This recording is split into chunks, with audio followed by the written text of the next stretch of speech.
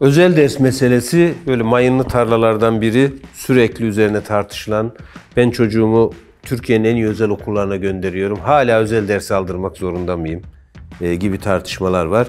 Burada da yine daha önceki yöntemimle ilerleyeyim, sonda söyleyeceğim, yine başta söylemek zorundayım. Eğer çocuğunuz spesifik bir hedefe doğru ilerlemek istiyorsa belli bir aşamada özel ders aldırmak zorundasınız.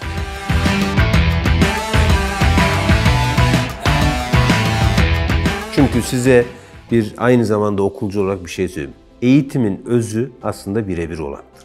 Yani ben o anlamıyla Sokrates'in öğrencileriyle olan eğitim biçimini eğitimin en pür hali olarak görürüm. Özel dersi de biraz burada görüyorum. O yüzden özel ders niye gerekli ya da ne zaman yararlı olur? Aslında soru özel ders gerekli mi, gereksiz mi tartışmasının ötesinde ne zaman, hangi standartlarda, hangi biçimde alırsak özel dersi doğru olur kısmına bakmak lazım.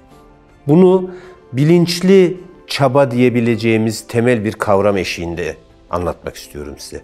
10.000 saat kuralı üzerine herkes konuşuyor ya, 10.000 saat bir şeyi düzenli olarak yaparsanız, o konuda çalışırsanız o konudaki en iyilerden biri olabilirsiniz. Ama orada kaçırılan bir şey var. O araştırmanın doğru okunmayan bir kısmı var. Aslında bilinçli ve hedefli olarak bir alanda çalışmak. Orada yine o araştırmanın kimsenin de çok tartışmadığı ne yazık ki bölümü şu.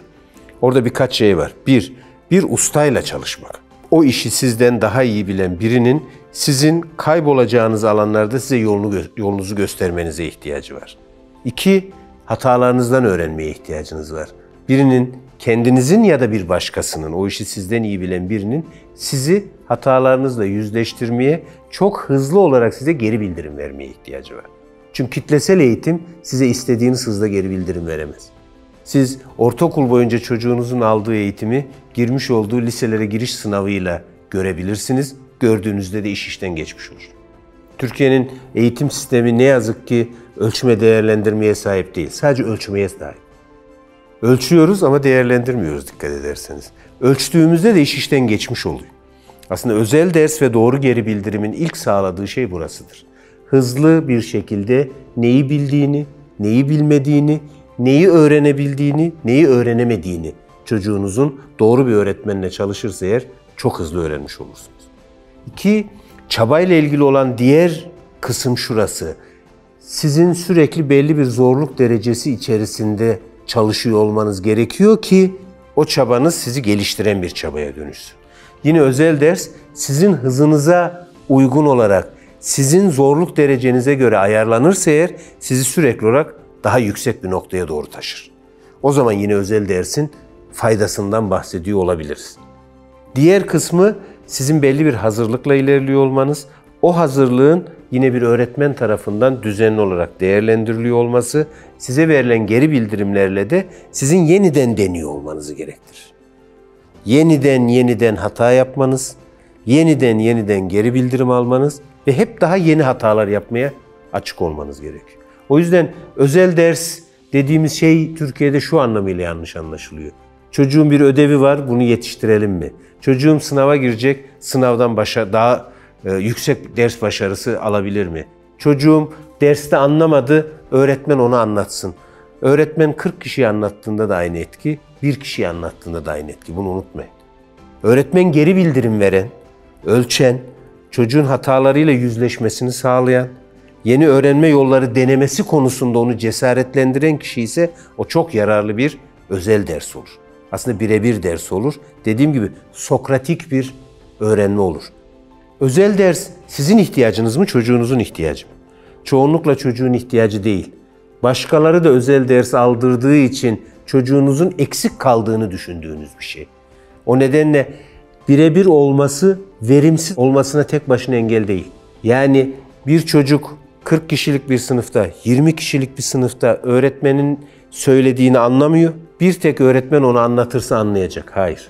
Ne çocuğunuz değişiyor, ne öğretmen değişiyor. Yani etraftaki diğer 19 çocuğu kaldırıp öğretmenle çocuğunuzu baş başa bırakmanız hiçbir şeyin çözümü değil. Birkaç şeye dikkat edin lütfen. Çocuğunuza özel ders aldırmakla ilgili bir fikriniz var. 1. Çocuğunuzun ihtiyacı mı?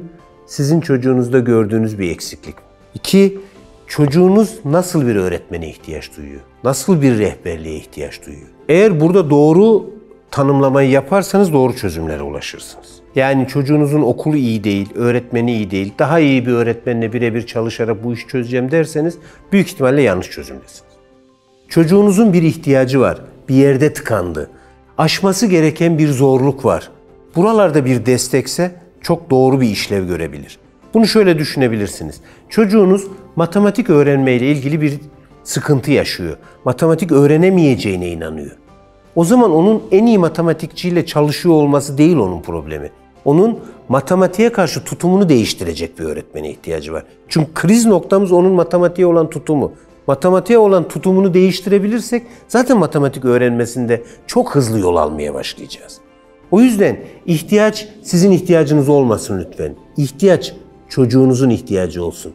Çocuğunuz böyle bir talepte bulunuyorsa büyük ihtimalle doğru zamanda doğru karar vereceksiniz. Ama çocuğunuz talep etmediği halde onun ihtiyacıyla doğru örtüşen bir öğretmen olmadığı durumda büyük ihtimalle okulun bütün verimsizliği çocuğunuzla öğretmen arasındaki ilişkide de aynı şekilde devam ediyor olacak. Bir de özel derse sadece ders, akademik çalışma olarak bakmayın lütfen.